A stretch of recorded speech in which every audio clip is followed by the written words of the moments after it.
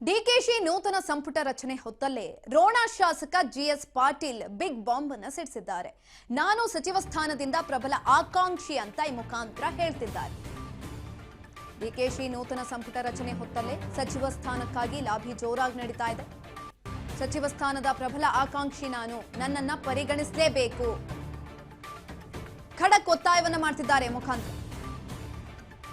ಡಿಕೆಶಿ ನೂತನ ಸಂಪುಟ ರಚನೆ ಹೊತ್ತಲ್ಲೇ ಸಚಿವ ಸ್ಥಾನಕ್ಕಾಗಿ ಲಾಬಿ ಜೋರಾಗಿ ನಡೀತಾ ಇದೆ. ನನ್ನನ್ನ ಕೂಡ ಪರಿಗಣಿಸಬೇಕು, ಸಚಿವ ಸ್ಥಾನದ ಪ್ರಬಲ ಆಕಾಂಕ್ಷಿ ನಾನು ಅಂತ ಹೇಳ್ತಿದ್ದಾರೆ. ಸಿದ್ದರಾಮಯ್ಯ ಅವರಂತೆ ಹಿರಿಯ ಸಚಿವರುಗಳು ಮಾದರಿಯಾಗಲಿ ಅಂತ ಜಿಎಸ್ ಪಾಟೀಲ್ ಅವರು ಈ ಮುಖಾಂತರ ಹೇಳಿರುವಂಥದ್ದು. ರಾಜ್ಯದ ಕಾಂಗ್ರೆಸ್ ಪಕ್ಷದ ಪರವಾಗಿ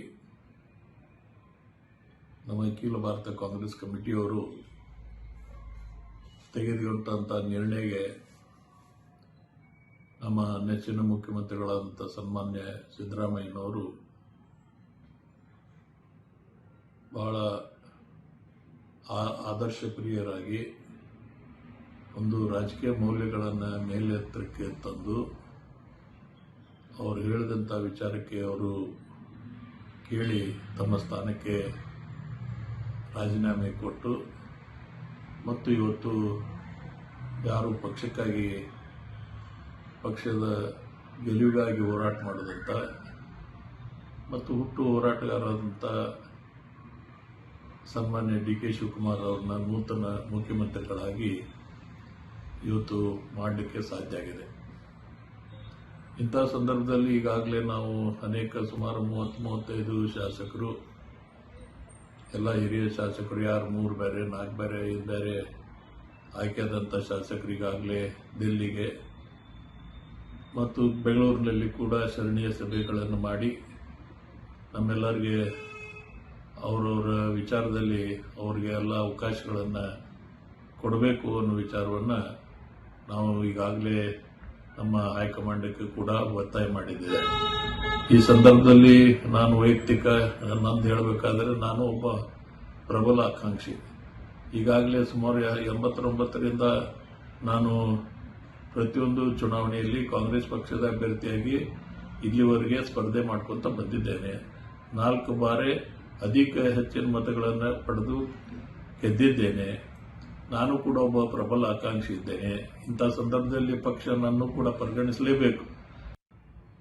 ಡಿಕೆಶಿ ನೂತನ ಸಂಪುಟ ರಚನೆ ಹೊತ್ತಲೇ ಇದೀಗ ಹೊಸ ಬಾಂಬ್ ಅನ್ನು ಸಿಡಿಸಿರುವಂಥದ್ದು. ಶಾಸಕ ಜಿಎಸ್ ಪಾಟೀಲ್ ಕುರಿತಾಗಿ ಮಾತನಾಡಿದ್ದಾರೆ.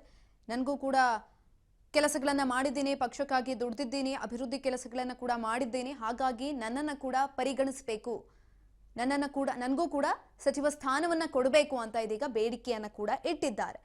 ಡಿಕೆಶಿ ನೂತನ ಸಂಪುಟ ರಚನೆ ಹೊತ್ತಲೇ ಈ ರೀತಿಯಾಗಿ ಮಾತನಾಡಿರುವಂಥದ್ದು. ಸಚಿವ ಸ್ಥಾನದ ಪ್ರಬಲ ಆಕಾಂಕ್ಷಿ ನಾನು, ನನ್ನನ್ನು ಪರಿಗಣಿಸಲೇಬೇಕು ಅಂತ ಒತ್ತಾಯವನ್ನ ಮಾಡಿದ್ದಾರೆ ಮುಖಾಂತರ. ಜಿಎಸ್ ಪಾಟೀಲ್ ಅವರು ಮಾತನಾಡಿರುವಂಥದ್ದು. ರೋಣ ಶಾಸಕ ಸಚಿವ ಸ್ಥಾನದ ಪ್ರಬಲ ಆಕಾಂಕ್ಷಿ ನಾನು ಅಂತ ಕೂಡ ಹೇಳಿದ್ದಾರೆ. ಹೈಕಮಾಂಡ್ಗೆ ಖಡಕ್ ಒತ್ತಾಯವನ್ನ ಕೂಡ ಈ ಮುಖಾಂತರ ಮಾಡಿರುವಂಥದ್ದು. ಸಿದ್ದರಾಮಯ್ಯ ಅವರಂತೆ ಹಿರಿಯ ಸಚಿವರುಗಳು ಮಾದರಿಯಾಗಬೇಕು ಅಂತ ಜಿಎಸ್ ಪಾಟೀಲ್ ಅವರು ಕೂಡ ಈ ಸಂದರ್ಭದಲ್ಲಿ ಹೇಳಿದ್ದಾರೆ. ಯಾವುದೇ ರೀತಿಯಾದಂತಹ ಕಳಂಕ ಇಲ್ಲ, ಕಪ್ಪು ಚುಕ್ಕೆ ಇಲ್ಲ, ಆ ರೀತಿಯಾಗಿ ಆಡಳಿತವನ್ನ ಮಾಡಿದಂಥವ್ರು ಸಿದ್ದರಾಮಯ್ಯನವರು. ಆದರೆ ಇದೀಗ ಕುರ್ಚಿಯಿಂದ ಕೆಳಗಿಳಿದಿದ್ದಾರೆ. ಹಿರಿಯ ಮಂತ್ರಿಗಳು ಕೂಡ ಸ್ಥಾನವನ್ನ ಬಿಟ್ಕೊಡ್ಬೇಕು ಅಂತ ಆಗ್ರಹವನ್ನ ಮಾಡಿದ್ದಾರೆ. ಹಿರಿಯ ಮಂತ್ರಿಗಳು ಸ್ಥಾನವನ್ನ ಬಿಟ್ಕೊಟ್ಟು ಹೊಸಬರಿಗೆ ಅವಕಾಶವನ್ನ ಕೊಡಬೇಕು ಈ ಮುಖಾಂತರ ಒತ್ತಾಯವನ್ನ ಮಾಡಿರುವಂಥದ್ದು. ಸಿದ್ದರಾಮಯ್ಯನವರು ಇಷ್ಟು ವರ್ಷಗಳ ಆಡಳಿತದಲ್ಲಿ ಯಾವುದೇ ರೀತಿಯಾದಂತಹ ಕಪ್ಪು ಚುಕ್ಕೆ ಇಲ್ಲ, ಆ ರೀತಿಯಾಗಿ ಸುಗಮ ಆಡಳಿತವನ್ನ ಮಾಡ್ಕೊಂಡು ಬಂದಿದ್ದಾರೆ. ಅವರೆಲ್ಲರಿಗೂ ಕೂಡ ಮಾದರಿಯಾಗಿದ್ದಾರೆ. ಅದೇ ರೀತಿಯಾಗಿ ಹಿರಿಯ ನಾಯಕರು ಕೂಡ ಮಾದರಿಯಾಗಬೇಕು, ಅವರ ಸ್ಥಾನವನ್ನ ನಮಗೆ ಬಿಟ್ಕೊಡ್ಬೇಕು, ನಮಗೂ ಅವಕಾಶವನ್ನ ಕೊಡಬೇಕು ಅಂತ ಈ ಮುಖಾಂತರ ರೋಣ ಶಾಸಕ ಜಿಎಸ್ ಪಾಟೀಲ್ ಅವರು ಮಾತನಾಡಿರುವಂಥದ್ದು. ಸಚಿವ ಸ್ಥಾನದ ಪ್ರಬಲ ಆಕಾಂಕ್ಷಿ ನಾನು, ನನ್ನನ್ನು ಪರಿಗಣಿಸಲೇಬೇಕು ಅಂತ ಈ ಮುಖಾಂತರ ಜಿಎಸ್ ಪಾಟೀಲ್ ಅವರು ಆಗ್ರಹವನ್ನ ಮಾಡಿದ್ದಾರೆ. ಹೈಕಮಾಂಡ್ಗೆ ಒತ್ತಾಯವನ್ನ ಮಾಡಿದ್ದಾರೆ.